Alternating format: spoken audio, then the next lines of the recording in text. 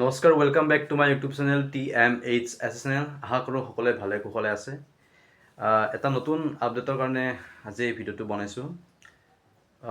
অগ্নিবাণ বুলি আহিবলগীয়া এখন খুব একশ্যন ভাইলেঞ্চ টাইপ মুভি আছিল, থ্ৰিলাৰ টাইপ, যতীন বৰা ছাৰৰ।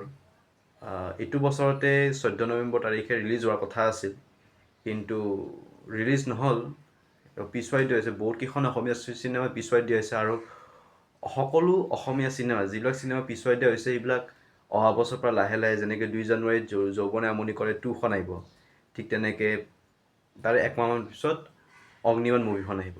হয়, তো কেইদিনমান আগত যতীন বৰা ছাৰে নিজৰ অফিচিয়েল ইনষ্টাগ্ৰাম পেজত এটা আপলোড কৰিছিল যে অগ্নিবাণ ফেব্ৰুৱাৰী 2026, তাৰমানে চিনেমাখন ফেব্ৰুৱাৰী 2026ত মুক্তি লাভ কৰিব আমাৰ অসমীয়া চিনেমা গৃহত। ডেটটো এতিয়ালৈকে এনাউন্স কৰা নাই, কিন্তু যেতিয়া এনাউন্স কৰিব মই ইউটিউব চেনেলৰ জৰিয়তে মই আপোনালোকক জনাই দিম। আৰু আশা কৰোঁ সকলোতে চিনেমাখন চাবলৈ হললৈ যায়, আৰু দ্বিতীয়তে কোনো যাতে পাইৰেচি নকৰে যেতিয়া চিনেমাখন চাবলৈ যাব, কোনো ধৰণৰ ভিডিঅ' ফটো এইবিলাক উঠাই কিনে ছ'চিয়েল মিডিয়াত যাতে আপলোড নকৰে। আৰু তৃতীয়তে ছাপোৰ্ট কৰিব, খুব ছাপোৰ্ট কৰিব আমাৰ অসমীয়া ইণ্ডাষ্ট্ৰিটো যাতে খুব আগুৱাই যায়, বহুত ভালকৈ আগুৱাই যায়। তো এইটো খালি আমাৰ হাতত দায়িত্ব আছে। চিনেমাখন তেওঁলোকে ৰিলিজ কৰিব, বাছ আমি তাক আগুৱাই লৈ যাব লাগিব, এইটো আমাৰ হাতত দায়িত্ব।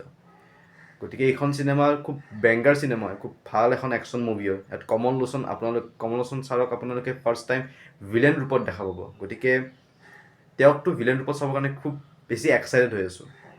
তো চাওঁ কি হয়। তো ট্ৰেইলাৰ টিজাৰ এইবিলাক চব জানুৱাৰীৰ পৰা ষ্টাৰ্ট হ'ব, চং। কিন্তু ডেট এনাউন্সমেণ্টটো সোনকালে কৰিব, আৰু জাষ্ট এইটো বস্তু জনাইছে যে ফেব্ৰুৱাৰী 2026ত মুভিখন আহিব। আৰু আশা কৰোঁ সকলোৱে চিনেমাখন চাবলৈ চিনেমা গৃহলৈ যাতে আহে। ধন্যবাদ।